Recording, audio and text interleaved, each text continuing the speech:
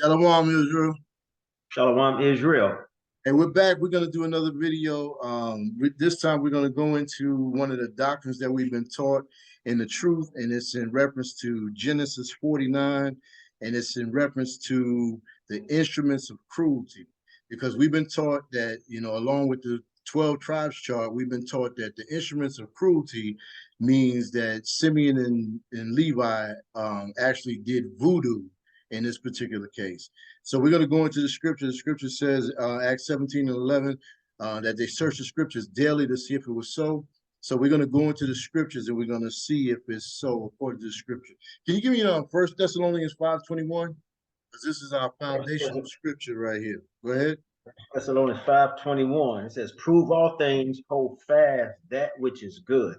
So we're going to go into the scripture. Like I said, we've been taught that the instruments of cruelty is voodoo. So we're going to go into scripture. And like you said, prove all things, hold fast that which is good. So we're going to prove according to scripture that the instruments of cruelty has nothing to do with voodoo, right? And another thing we're going to do as well, right? Because we're going to get the full account of this instruments of cruelty. So which means we're going to go from Genesis and we're going to go into Jasher as well, right? And I know there's some people that don't reference the book of Jubilees, they don't reference the book of Enoch, the book of Jasher, and even in the book of Esther, it references the book of the Chronicles. So I know it's people that don't reference these books, but some of these books are mentioned in the scriptures that we read. And then also we have to be mindful that when our forefathers and our foremothers was in captivity, they had our manuscripts. So they deemed what they call canonized and what was not canonized. So they deemed what was acceptable to be counted as our reading material and what wasn't, right?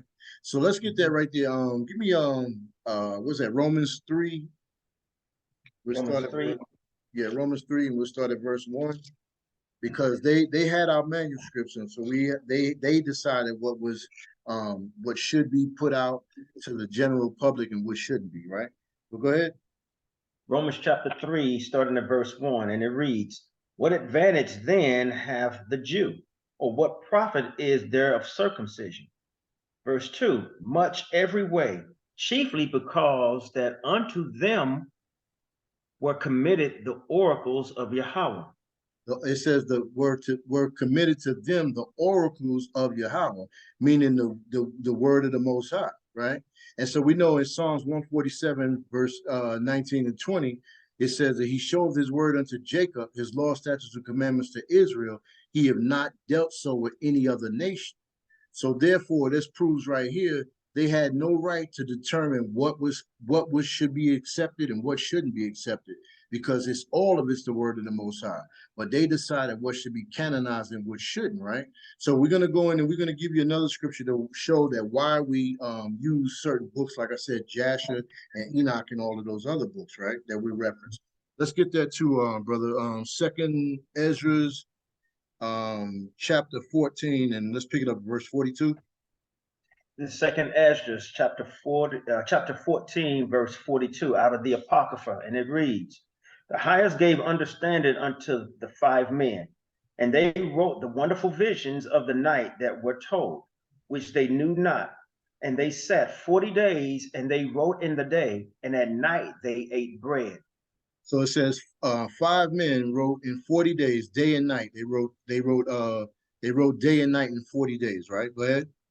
Verse 43, as for me, I spake in the day, and I held not my tongue by night. Verse 44, in 40 days, they wrote 204 books. So in 40 days, they wrote 204 books, right? Go ahead. Verse 45, and it came to pass when the 40 days were fulfilled that the highest spake, saying, the first that thou hast written, publish openly, that the worthy and unworthy may read it.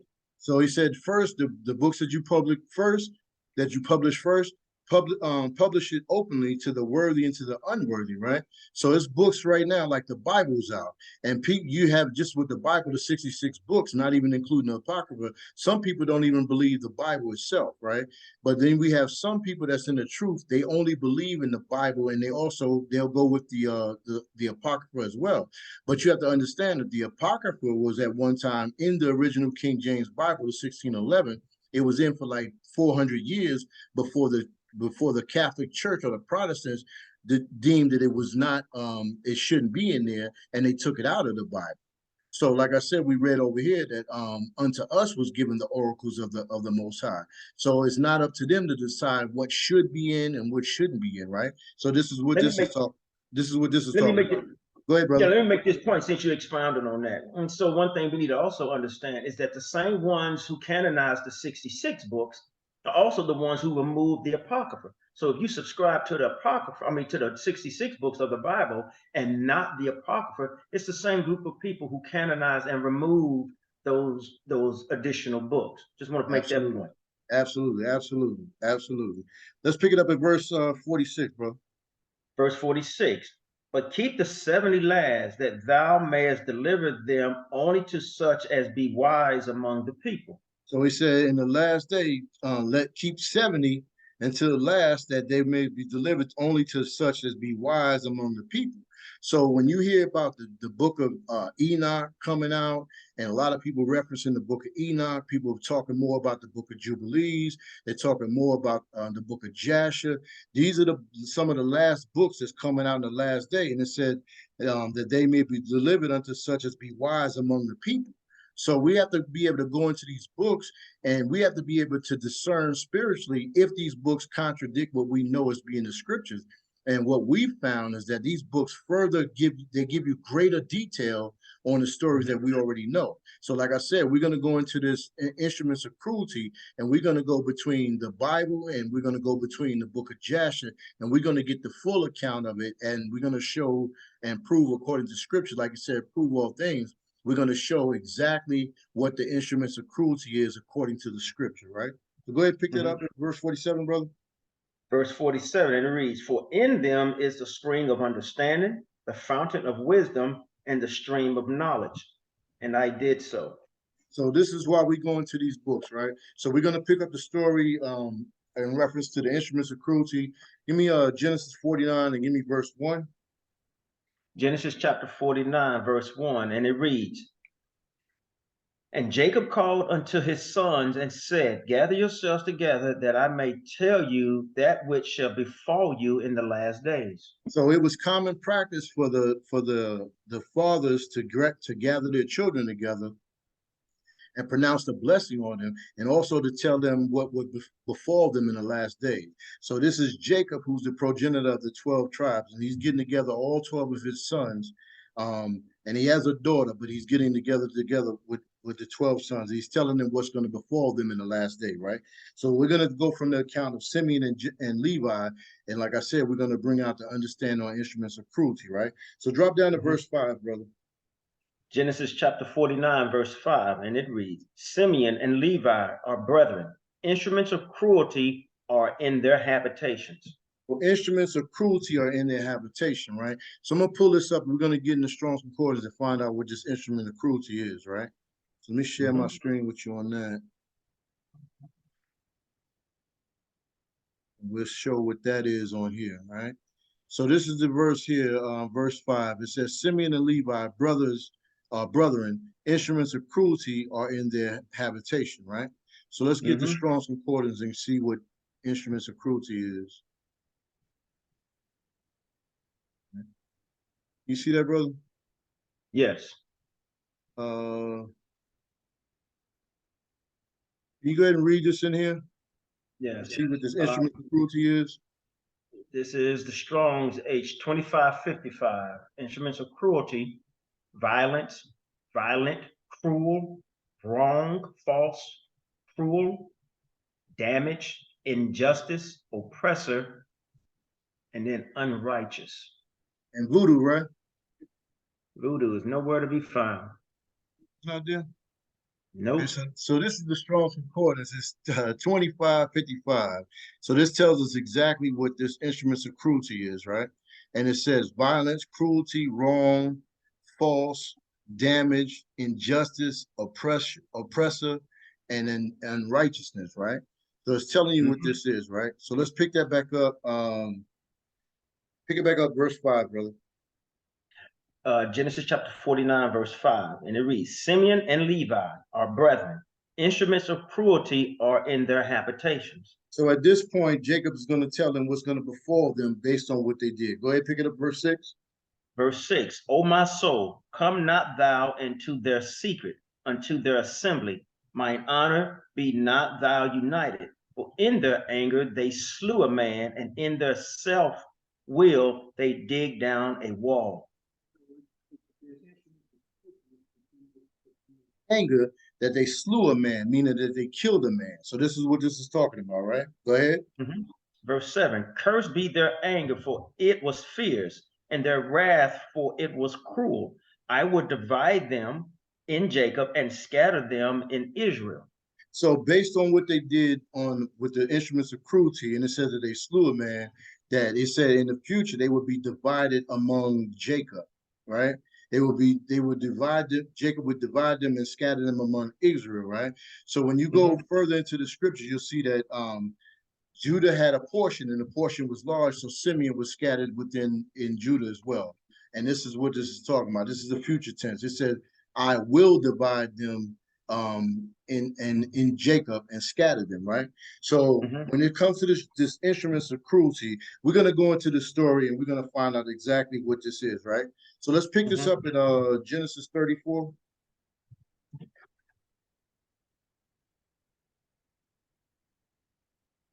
Genesis chapter 34, starting at verse 1. Start at verse 1, brother. And it reads, And Dinah, the daughter of Leah, which she bare unto Jacob, went out to see the daughters of the land. And when Shechem, the son of Hamor, the Hivite, prince of the country, saw her, he took her and lay with her and defiled her. So right here, this is like I said, Jacob, the progenitor of the 12 tribes. He had 12 sons and he had one daughter, Dinah, right? So it says of Dinah, it says that in Shechem, the son of Hamor, the Hivite, prince of the country, when he saw her, he took her and he lay with her and he defiled her, right? So right here, and I'm gonna make this point with this: if sex is marriage, right here it says he took her. When it says he took her, that means that he had sex with her, and it says he Mhm. laid with her, and it doesn't say. And once he took her and he laid with her, at that point she became his wife. It says that he defiled her. Mhm. It says he defiled her. So this right here is proof that sex is not marriage, right? And we'll go down. Go ahead, pick it up at verse 3, brother. This is Genesis chapter 34, verse 3, and it reads, And his soul clave unto Dinah, the daughter of Jacob, and he loved the damsel and spake kindly unto the damsel. And Shechem spake unto his father Hamor, saying, Get me this damsel to wife. So again, if sex is marriage, when it says he took her and he lay with her, it says that he defiled her. Now, if sex is marriage, then he wouldn't be telling his father to get him the damsel that he can wife her, that she can become his wife. If sex is marriage, right? Mhm. Pick it up at verse 5. Verse 5, And Jacob heard that he had defiled Dinah, his daughter. Now his sons were with his cattle in the field, and Jacob held his peace until they were come. Go ahead. Verse 6, And Hamor, the father of Shechem, went out unto Jacob to commune with him. And the sons of Jacob came out of the field when they heard it. And the men were grieved, and they were very wroth, and because he had wrought folly in Israel in line with Jacob's daughter, which things are not to be done. Go ahead. Verse 8, And Hamor communed with them, saying, The soul of my son Shechem longeth for your daughter. I pray you give her him to wife. Well, again, it says right here two times that when he took her and he lay with her, it says in verse 2 that he defiled her, and it says in verse 5 that he defiled her. And it says that when the brothers heard about it, they came out of the field. they was wrought, meaning they was upset because it was folly, because these things weren't supposed to be done, right? Absolutely. So right here it says, then it says again in verse 8, I pray you give her to me to wife. So again, this is showing that sex is not marriage. Sex is not marriage. And it says that he defiled her. So it says when he defiled her, let's show what's the scripture, brother? And I can't think of offhand, is uh to avoid fornication, let every man have his own wife. Let's pull that up, and I'm gonna pull up this share the screen on this definition as well.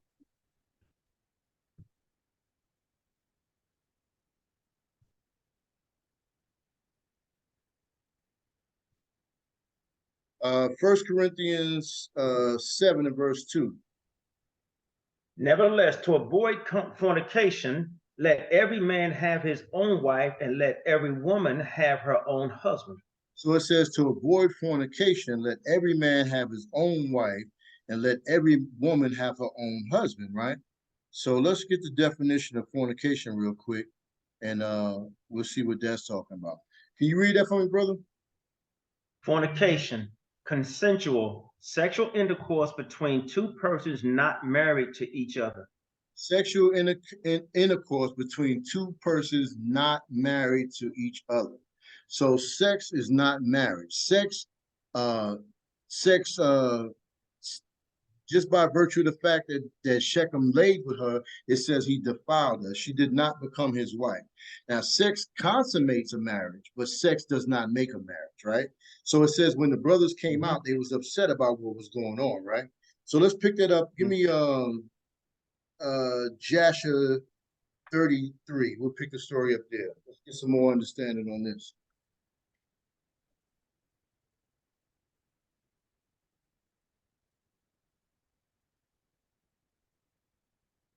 When we pick it up at verse 33.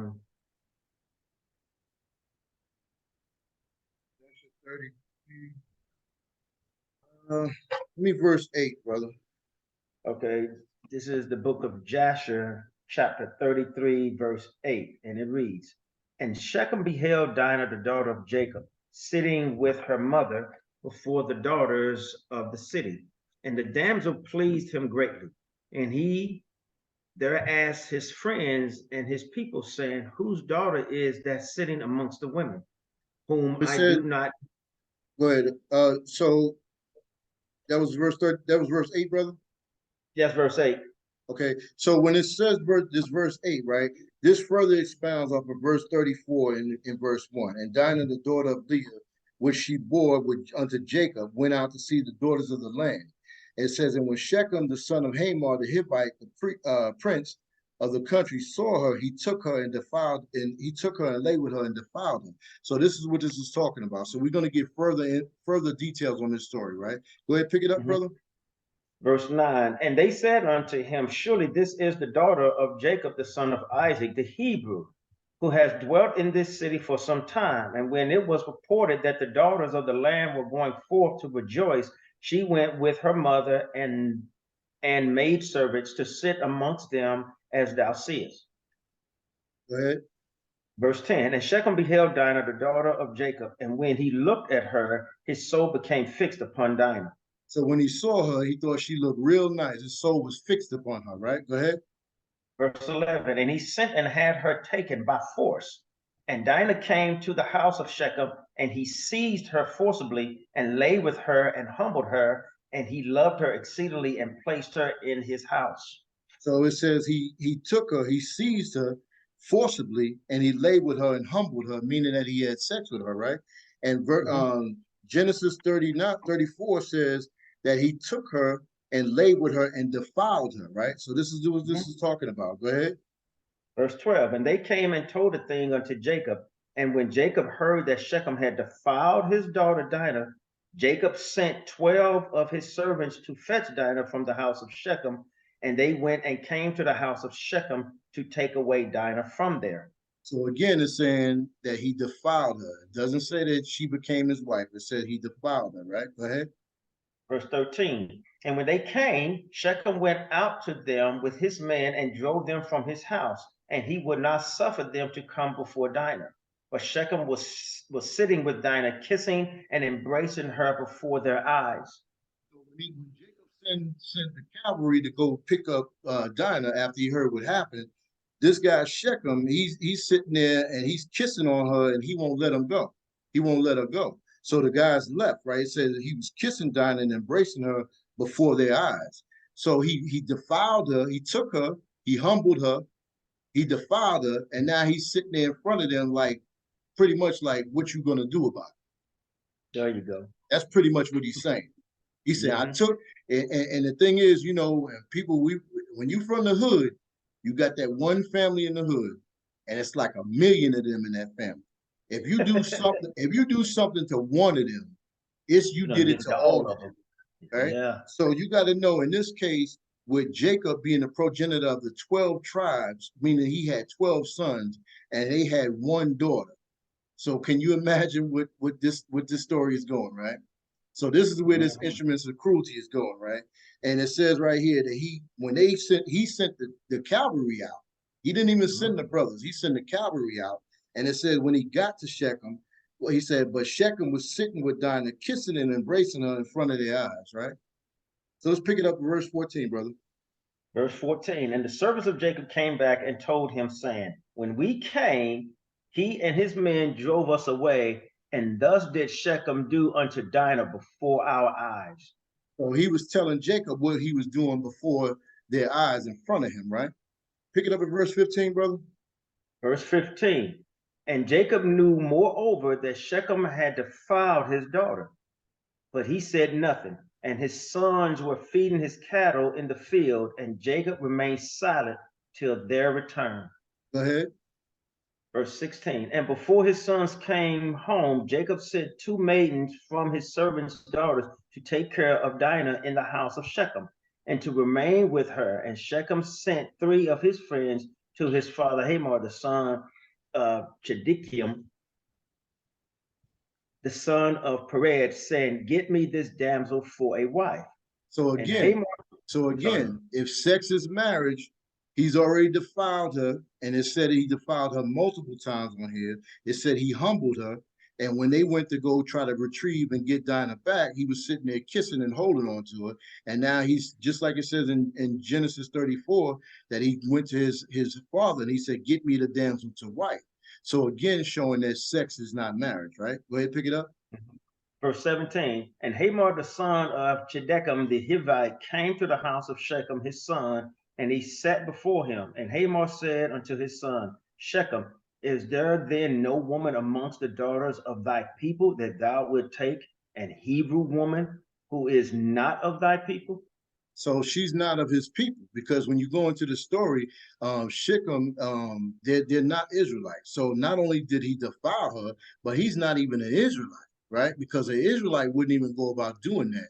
And so when the brothers teach that sex is marriage, that's not the custom of how the Israelites handle their business. We were given the law, statutes, and commandments, so we had a way about doing things the way we were supposed to do. The Most High gave us law, statutes, and commandments. We would just go out there and just, as he said, humble this one and humble that one and say that you are now my wife.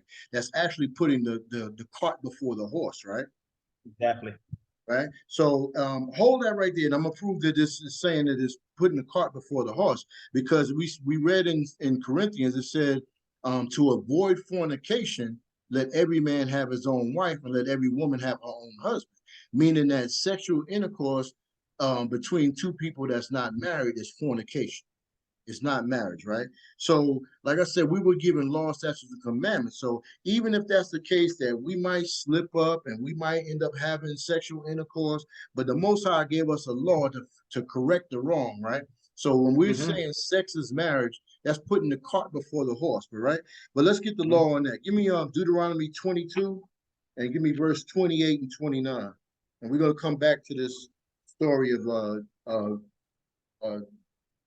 Dinah in Jasher. But I just want to get the precept for this show that we were given law, statutes, and commandments. We didn't go around just humbling people and saying that was our wife, right? This is Deuteronomy chapter 22. You said 28 and 29? Yes.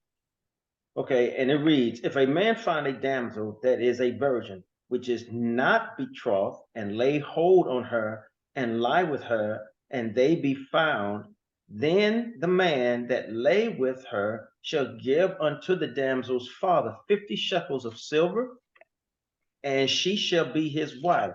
Because he hath humbled her, he may not put her away all his days. So this is the law that the Most High set in place, that in the event somebody lays with a damsel and that she is not betrothed to anybody else, and she's a virgin, and you have sex with her, this is what you do to correct the problem.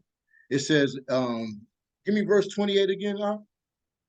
Deuteronomy chapter 22, verse 28, and it reads, if a man find a damsel that is a virgin, which is not betrothed, and lay hold on her, and lie with her, and they be found, the man that lay with her shall give unto the damsel's father 50 shekels of silver, and she shall be his wife.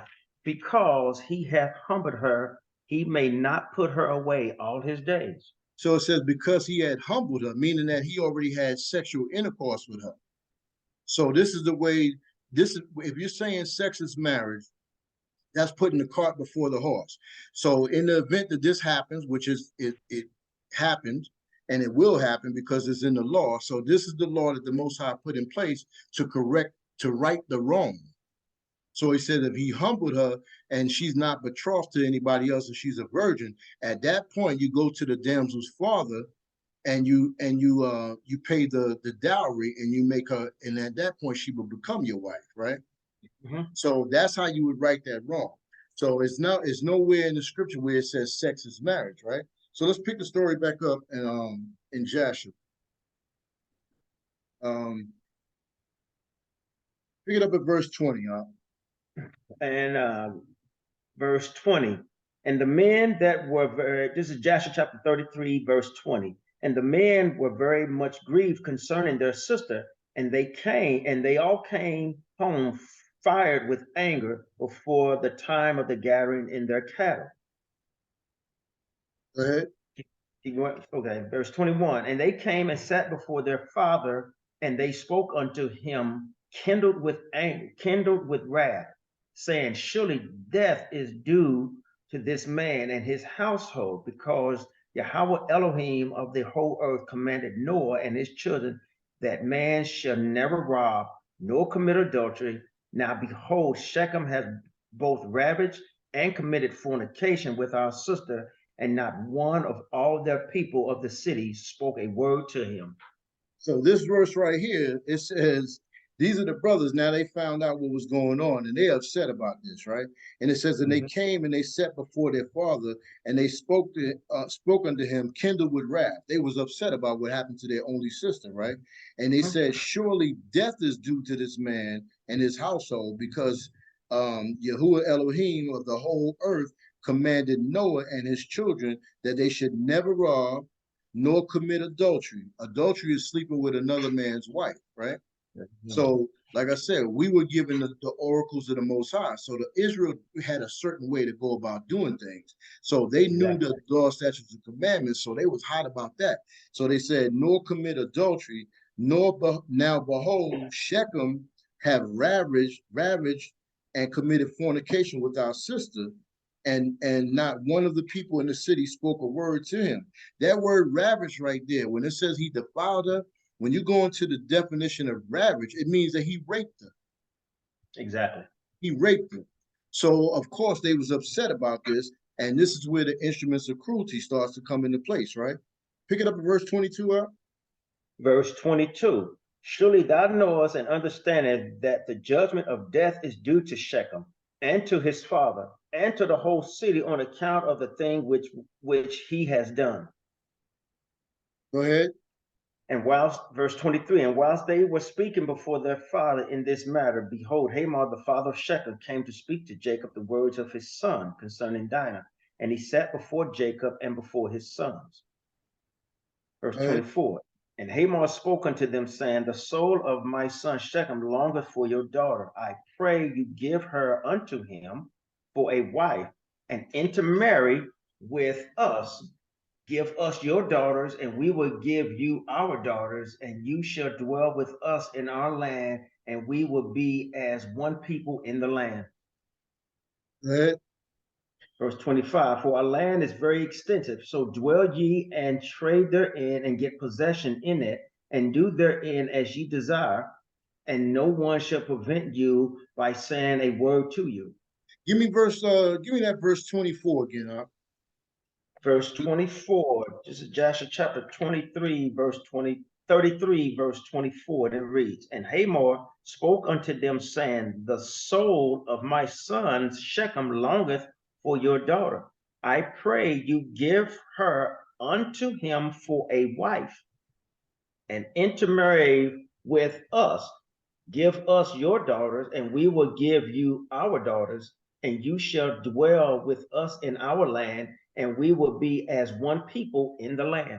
So this is Simeon and Levi. So now they're going to Shechem and they're making this deal with him, trying to letting him believe that they're trying to make it right with him. Right? Drop down to verse 29. Huh? Verse 29. And Simeon and Levi answered Hamor and Shechem his son deceitfully, saying, all you have spoken unto us we will do for you. Go ahead. And behold, our sister is in your house, but keep away from her until we send to our father Isaac concerning this matter, for we can do nothing without his consent. So they said they made an agreement with them. They said, if all of y'all men are circumcised, then your women will be our women, and our women will be your women. We'll be one people. So he said right here, he said, but only thing, he said, keep away from her. Don't touch her again until after this takes place, right? So this is basically what he's telling him, right? Don't touch her anymore, right? Drop down to verse 35, huh? Verse 35. And also because Shechem did this thing to our sister Dinah in defiling her, for such vileness shall never be done amongst us. Go ahead. Now therefore know and see what you will do, and seek counsel and pretext what is to be done to them in order to kill all the inhabitants of this city. So they plotting, they trying to figure out how they're gonna go about killing all of the men in this city for what Shechem did to their sister, right? Go ahead. Verse 37. And Simeon said to them, here is a proper advice for you. Tell them to circumcise every male amongst them as we are circumcised. And if they do not wish to do this, we shall take our daughter from them and go away. He said, if they don't agree with this, we're going to take Dinah away from him, and that's going to be the end of the deal. So this is the thing that Simeon and Levi are coming up with for Shechem to try to right the wrong. At least that's what Shechem thinks is going to right the wrong. Go ahead. Verse 38. And if they consent to do this and will do it, then when they are sunk down with pain, we will attack them with our swords as upon one who is quiet and peaceable, and will slay every male person amongst them. Yeah, he said, read that again. I'm gonna get this Genesis 49. Read that again. Verse Joshua chapter 33, verse 38, and it reads, and if they consent to do this and will do it, then when they are sunk down with pain, we will attack them with our swords as upon one who is quiet and peaceable. So it says, go ahead, I'm sorry. And we will slay every male person amongst them. So when it says, he said, if they agree to it, he said, when they're sore and they're in pain, he said, then we're going to take them and we're going to kill them, right?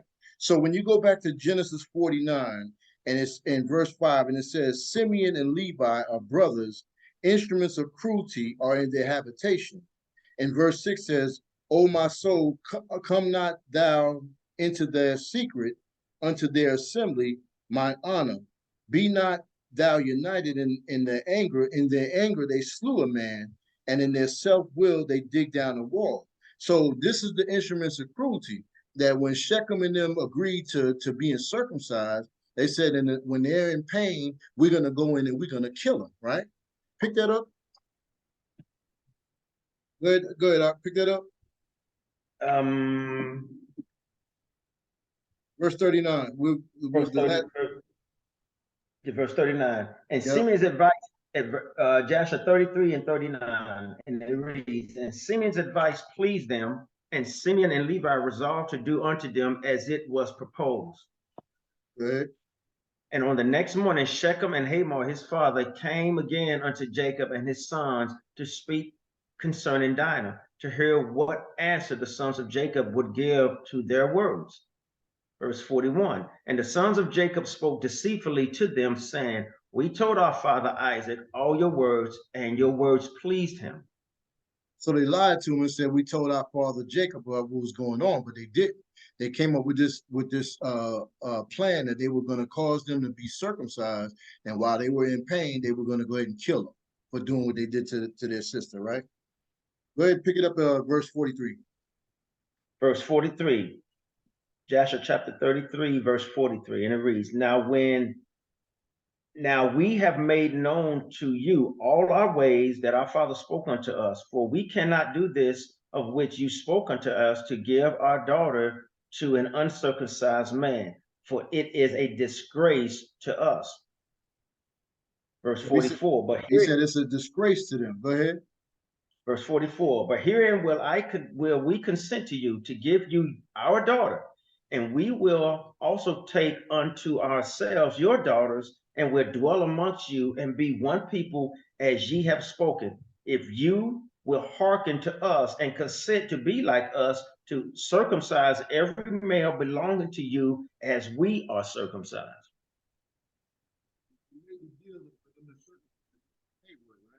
So let's go ahead and pick it up. Give me Jasher 34. Give me start at verse 1.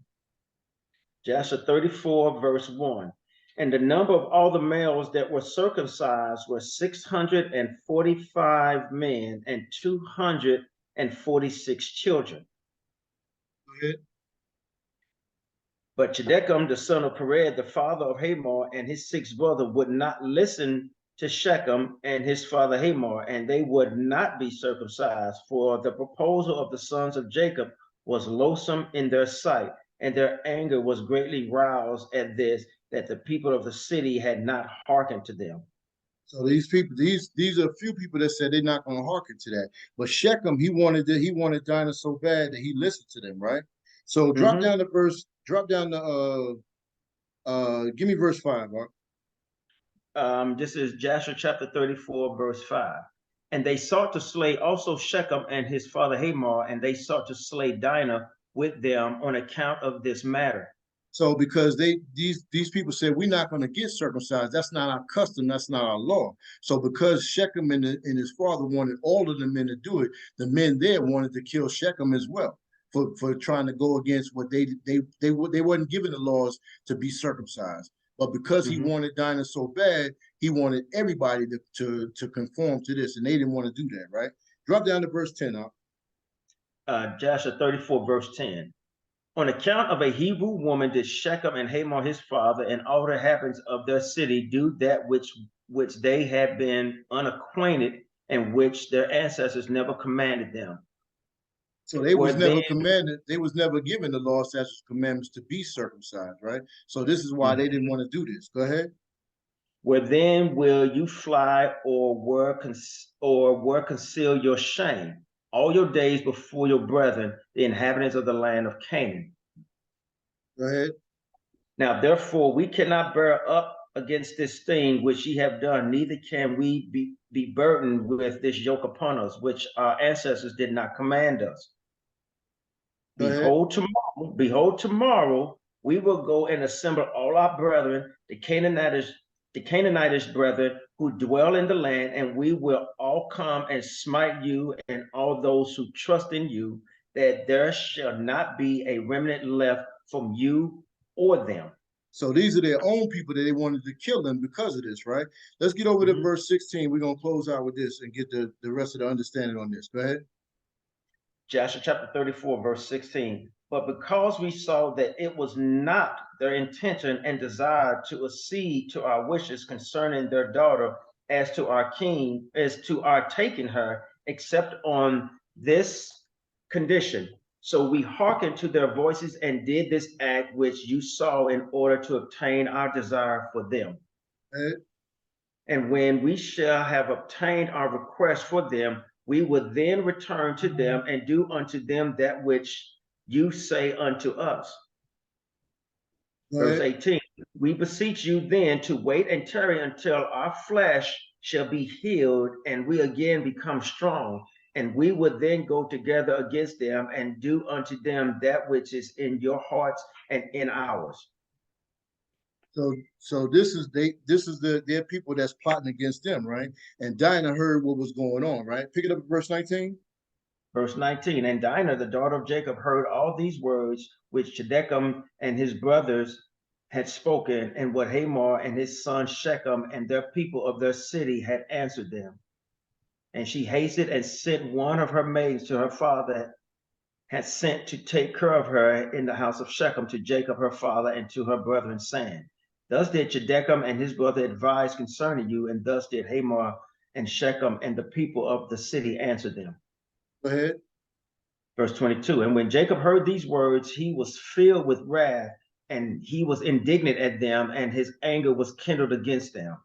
And Simeon and Levi swore and said, as Yahweh liveth, the Elohim of the whole earth, by this time tomorrow there shall not be a remnant left in the whole city. So they was upset about that with their sisters. So they lied and they made these guys go in the agreement with them to be circumcised. So they said when it comes tomorrow, it's not going to be one of them alive, right? Go ahead. Verse 24, Joshua 34, verse 24. And 20 young men had concealed themselves who were not circumcised. And these young men fought against Simeon and Levi, and Simeon and Levi killed 18 of them. And 2 fled from them and escaped to some lime pits that were in the city. And Simeon and Levi sought for them, but could not find them. Go ahead. Verse 25, and Simeon and Levi continued to go about in the city, and they killed all the people of the city at the edge of the sword, and they left none remaining. So again, the instruments of cruelty is continually talking about the instruments of cruelty, is continually talking about the edge of the sword. Nowhere have we read between Genesis chapter 49, between Genesis chapter 34, and now we're in, we went to Joshua 33, now we're in Joshua 34, and it's still talking about the edge of the sword, which is the instruments of cruelty, right? Pick it up. Verse 26, and there was a great consternation in the midst of the city, and the cry of the people of the city ascended to heaven, and all the women and children cried aloud. Verse 27, and Simeon and Levi slew all the city. They left not a male remaining in the whole city. And they slew Hamor and Shechem his son at the edge of the sword, and they brought away Dinah from the house of Shechem, and they went from there. So right here, this instruments of cruelty. Again, this has absolutely nothing to do with voodoo.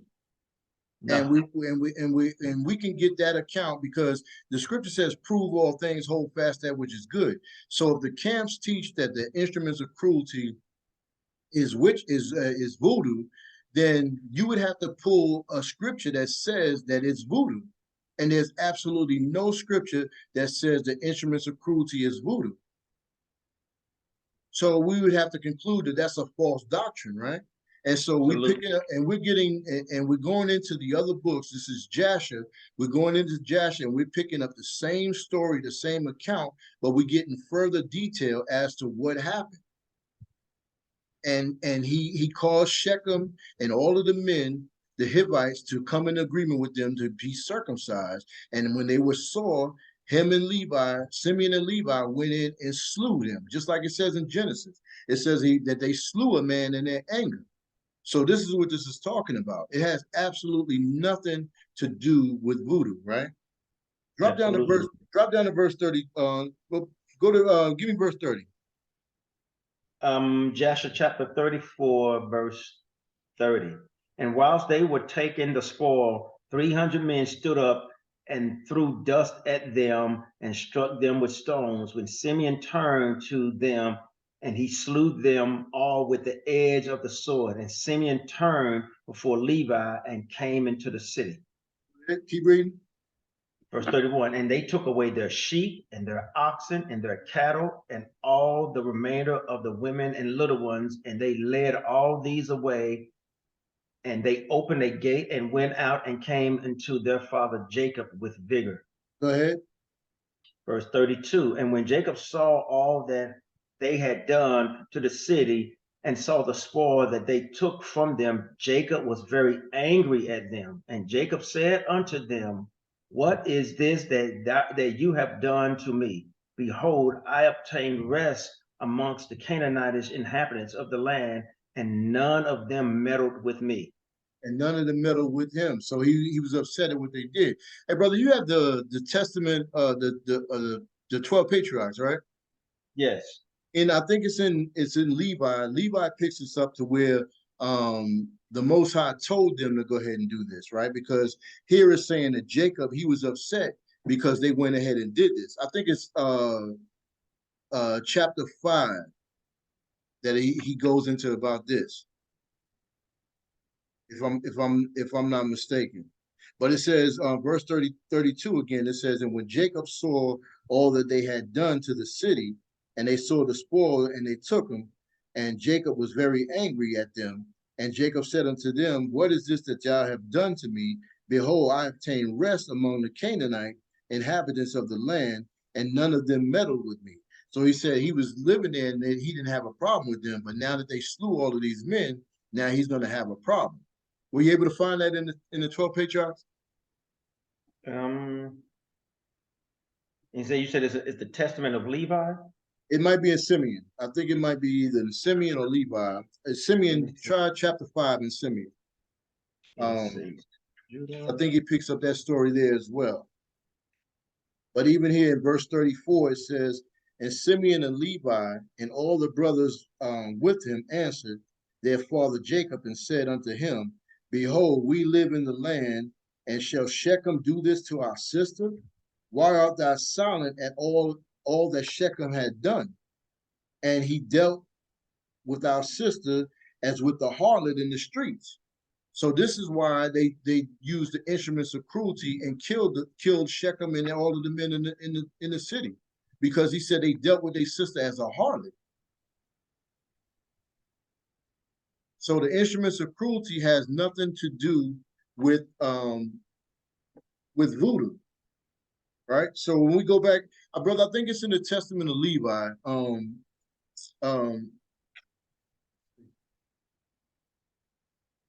It's in the Testament of Levi. It's in reference to Jacob didn't approve of it, but the Most High told him to do it. I think it's in the Testament of Levi. Okay, let me see. I think it's in chapter 5, if I'm not mistaken. I didn't write it down on my notes. But while he's trying to find that, we're going back to Genesis 49. It says, and Jacob called unto his sons and said, gather yourselves together, that I may tell you that what shall befall you in the last days. And we drop down to verse 5, Simeon and Levi are brothers, instruments of cruelty in their habitation. So we went into the Strong's Concordance and we found that the Strong's Concordance for instruments of cruelty has absolutely nothing to do with voodoo. Then we went to Genesis 34 and it said that Shechem took Dinah and he raped her, he defiled her. And then we picked up the story in the book of Jasher, and Jasher went into greater detail where it said that he defiled her as well. So then we went into it and we get more understanding on the story that he defiled her, and Simeon and Levi came up with the plan for them to circumcise themselves. And while they were sore and in pain, they came with the edge of the sword and slew all of the men in that particular city. Were you able to find that?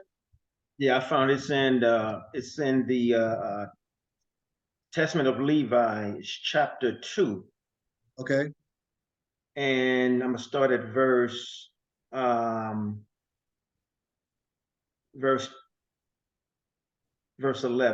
Go ahead. And it says, then the angel brought me down. This is the Testament of Levi, chapter 2, verse 11. And it says, then the angel brought me down to the earth and gave me a shield and a sword and said to me, execute vengeance on Shechem because of Dinah, thy sister, and I will be with thee, because Yahweh hath sent me.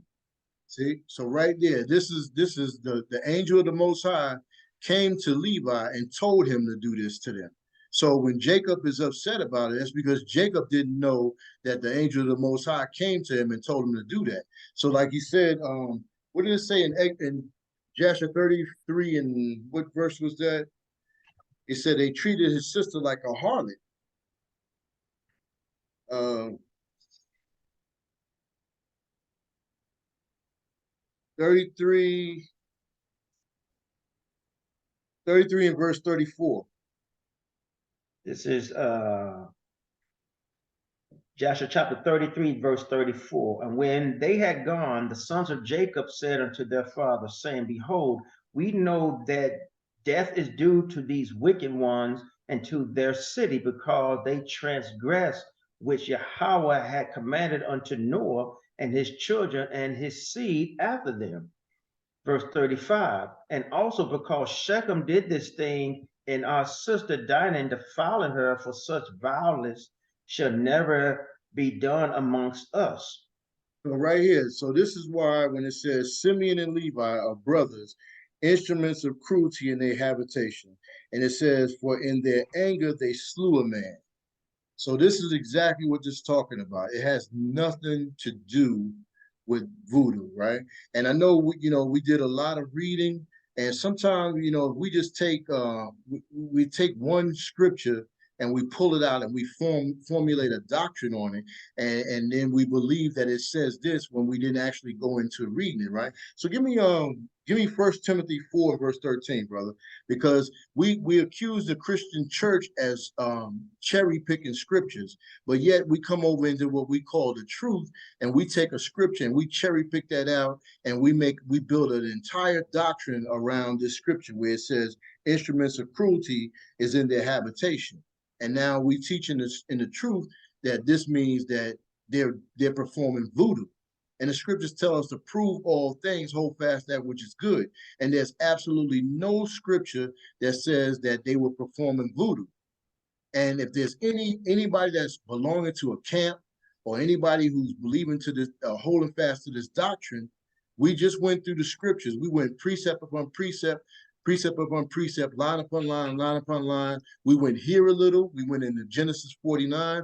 We went there a little. We went into Genesis 34. And we went here a little. We went into Jasher 34. We went there a little. We went into Jasher 33. We went there a little. We went into the 12 patriarchs.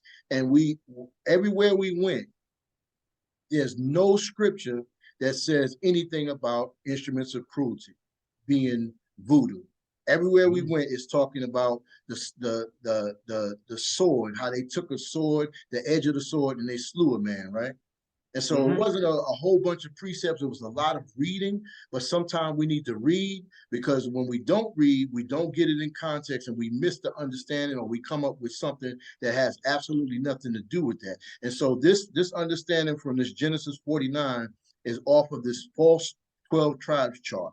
That is a false doctrine as well. There's no command in scripture that's telling us to make a 12 tribes chart. And that 12 tribes chart is also camp false doctrine, right? So we did a lot of reading, and sometimes we need to read so we can get the understanding. So that's why I had the brother pull this scripture here. Can you pull that, read that scripture for me, God? This is 1 Timothy chapter 4, verse 13, and it reads, Till I come, give attendance to reading, to exhortation, to doctrine. So we got to give attendance to reading.